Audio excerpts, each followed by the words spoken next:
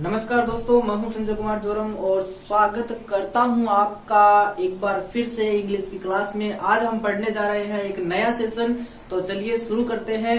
कल वाला सेशन आपने पहले देखा होगा और इसका बहुत अच्छा रिस्पांस भी आया है। तो उस रिस्पांस को देखते हुए हम आगे आज फिर अंग्रेजी का सेशन करने जा रहे हैं और आज ये एक नया सेशन और दूसरा भी आएगा जो राजस्थान हिस्ट्री से होगा और जिसके अंदर हम जो माफ करना, जो रणथंबोर का है चौहान वंश, उस चौहान वंश को हम जैसे हमीर हट के बारे में है उसके बारे में विस्तार से जानेंगे। तो चलिए शुरू करते हैं। हम आज अपना अंग्रेजी का एक लेसन, जो राजस्थान का लेसन आने वाला है वो नेक्स्ट वीडियो में आएगा।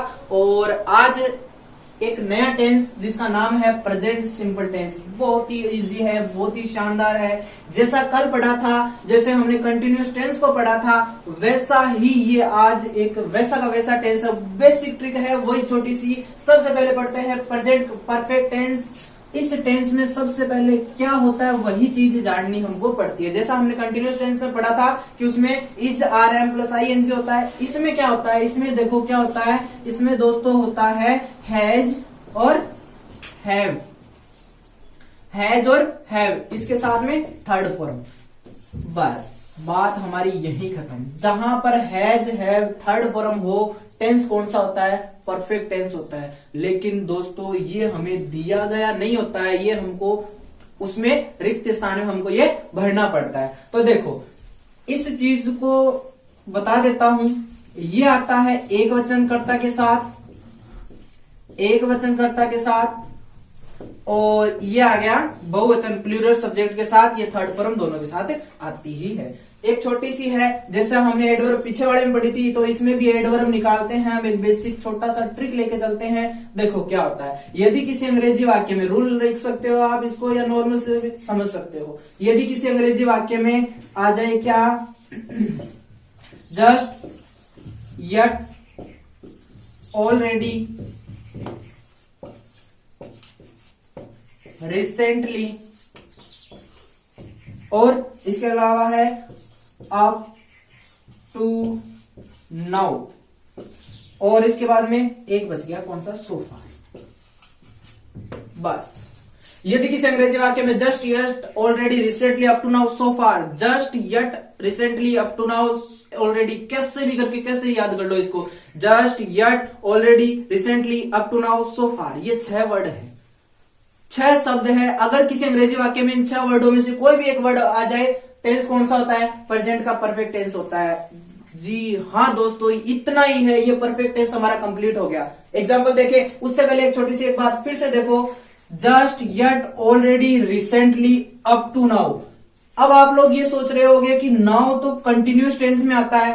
तो दोस्तों ध्यान दीजिए, अगर नाउ अकेला आता है तब तो कंटिन्यूस टेंस में, अगर नाउ अकेला न आकर के ये पूरा वर्ड आ जाए, अप टू नाउ दिया गया होता है, तब कौन सा टेंस हो जाएगा, तब प्यारे मित्रों ये हो जाएगा प्रेजेंट परफेक्ट टेंस। एक ये हो गया, ये एडवर्ब है। अगर किसी अंग्रेजी वाक्य में just, yet, already, recently, up to now, so far, इन 6 वर्डों में से कोई भी एक वर्ड दिया गया होता है तो उस वर्ड में प्रेजेंट, उस वाक्य में उस वर्ड, अगर वो वर्ड दिया गया है तो उस वाक्य में क्या होगा, उस वाक्य में परफेक्ट टेंस भरा जाएगा प्रेजेंट का। वाक्य देखो, वाक्य लिखा हुआ है, रवि खाली जगह रिसेंटली, रवि खाली जगह recently go home, go home. एक वाक्य और ले लेते हैं। दूसरा वाक्य है, आई ऑलरेडी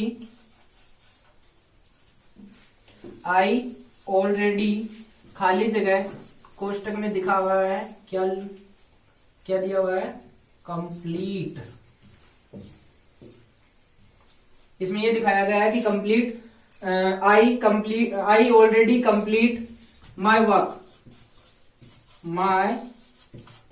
ये 2 वाक्य दिए गए हैं, ये 2 वाक्य दिए गए हैं।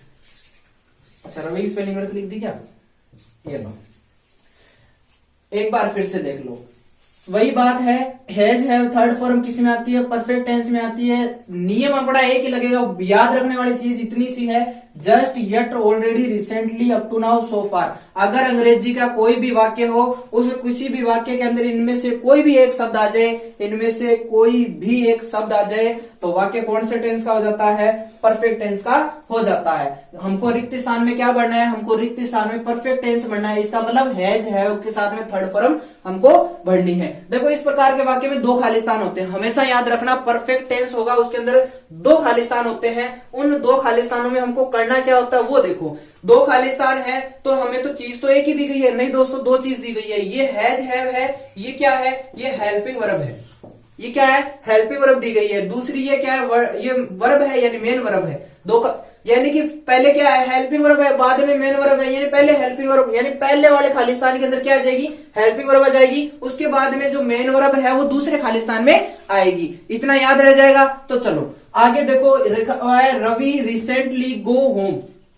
Ravi recently go home. हमको क्या करना है? सबसे पहले वाक्य की पहचान करनी है। मैंने कल भी ये बताया था कि वाक्य की पहचान करने के लिए हमें हिंदी में तो वही चीजें देखते थे, भाई रहा है, रही है। इस टेंस में क्या देखेंगे? इसमें चुका है, चुकी है, ये देखते हैं। अब लेकिन वो ट्रेंड ही बदल गया, हिंदी का कोई भी ऐसा आता ही नहीं है। यानी कि 5वीं क्लास बोर्ड की है, वहां से मतलब स्टूडेंट के लिए वो तैयार कर दिया जाता है कि वो इंग्लिश ही सीखे, हिंदी में इसमें ना जाए। तो इंग्लिश के लिए अंग्रेजी पहचान बना दी गई, अंग्रेजी की एक नई पहचान बना दी गई, जिसमें क्या है? Just, yet, already, recently, up to now, so far, इनको परफेक्ट टेंस में रखा गया। यानी कि ये आ जाए तो परफेक्ट टेंस हमको पढ़ना पड़ता है। तो देखो, रवि अकेला आदमी है। अकेले के लिए यानी एक वचनकर्ता के लिए क्या आता है? हैज आता है। क्या आता है? हैज। तो पहले खाली स्थान में क्या आ जाएगा? हैज। वाक्य की पहचान तो की ना। देखो वाक्य में क्या आया था? रिसेंटली आया। क्या आया है? रिसेंटली। इसका मतलब परफेक्ट टेंस हो गया, प्रेजेंट का परफेक्ट हो गया। क्यों? क्योंकि इसमें रिसेंटली आया। रिसेंटली केवल और केवल प्रेजेंट के परफेक्ट टेंस में आता है, केवल और केवल प्रेजेंट के परफेक्ट टेंस में आता है। तो देखो, इसमें प्रेजेंट का परफेक्ट टेंस है क्योंकि इसमें रिसेंटली आया। तो पहले खाली स्थान में हेल्पिंग वर्ब आएगी। रवि एक वचन है, हेल्पिंग वर्ब हैज आ जाएगी। देखो, गो आगे वाले में क्या है? मेन वर्ब थर्ड फॉर्म आनी चाहिए। क्या होनी चाहिए? Third form. ये देखो कोष्टक में दी गई है, फर्स्ट फॉर्म होती है हमेशा कोष्टक में। तो ये गो की थर्ड फॉर्म क्या हो जाएगी? गोन। क्या हो जाएगी? गोन हो जाएगी। समझ में आया? चलो आगे वाला लिखा हुआ है, I already complete my work. हमको हिंदी अर्थ से कोई मतलब नहीं है, इसके अंदर दिया हुआ क्या है? ऑलरेडी दिया हुआ है। इसके अंदर ऑलरेडी शब्द कौन से टेंस में आता है? परफेक्ट टेंस में आता है। भर दो। क्या भरेंगे? हैज प्लस थर्ड फॉर्म, पहले खाली स्थान में हेल्पिंग वर्ब। देखो, आई है, आई के लिए क्या आता है? आई के लिए हैव आता है। क्या आता है? हैव आता है। दोस्तों, इसके बारे में मैं थोड़ा सा बता दूंगा, आई के साथ में हैव क्यों आया, आई के साथ में हैव क्यों आया। लेकिन ये बात मैं आपको बताऊंगा जब हम सिंपल टेंस पढ़ेंगे। कौन सा सिंपल? पास्ट का सिंपल पढ़ेंगे। पास्ट का सिंपल पढ़ेंगे तब मैं आपको बताऊंगा कि ये आई है, आई के साथ में यहां पर हैव कैसे आया। नॉर्मल से समझ लो, अगर प्रेजेंट टेंस होता है तो आई बहुवचन आता है, यानी आई के साथ में बहुवचन क्रिया आती है। कौन सी? सहायक क्रिया आती है, बहुवचन सहायक क्रिया आती है। यानी जैसे आई के साथ में हमने हैव रख दिया, आई के साथ में हम एक अलग से एम भी रखते हैं, ठीक है। आई के साथ में हम डू रखते हैं क्योंकि डू बेसिकली है कि वो बहुवचन के साथ आता है डू, तो लेकिन आई के साथ में भी क्या आता है? डू आता है। क्यों? क्योंकि प्रेजेंट टेंस में आई बहुवचन करता होता है, पास्ट टेंस में आई है वो अकेला आदमी हो जाता है, यानी एक वचन करता हो जाता है। चलो, लिखा हुआ है I already complete my work. I बहुवचन है, बहुवचन माना जाता है, प्रेजेंट का बढ़ रहा है तो प्रेजेंट में बहुवचन होता है, तो आई के साथ में क्या आता है? हैव। ऑलरेडी है, इसको छोड़ो, आगे क्या है? कंप्लीट। इसकी क्या आ जाएगी? Third form. फिर से देखो, पहले खाली स्थान में हेल्पिंग वर्ब, दूसरे खाली स्थान में थर्ड फॉर्म। तो कंप्लीट की थर्ड फॉर्म क्या आ जाएगी? ईडी लगा दो, COMPLETED। आगे समझ में? ये अपना टेंस है, आज का टेंस है, कंप्लीट हो गया है। प्रेजेंट परफेक्ट टेंस, प्रेजेंट का परफेक्ट टेंस, इसके अंदर होता क्या है? Has have plus third form होती है। नियम क्या कहता है? नियम ये कहता है कि यदि किसी अंग्रेजी वाक्य में just, yet, already, recently, up to now, so far, यदि इन 6 वर्डों में से कोई भी एक वर्ड दिया गया होता है तो वाक्य टेंस उस परफेक्ट टेंस का हो जाता है। एग्जाम्पल आपके सामने है। इसमें दो खाली स्थान होते हैं। पहले खाली स्थान में क्या आता है, पहले खाली स्थान में हेल्पिंग वर्ब आती है, क्योंकि हेल्पिंग वर्ब पहले लिखी हुई है इसलिए। और इसके अलावा दूसरे खाली स्थान में क्या आ जाएगी, मेन वर्ब आ जाएगी।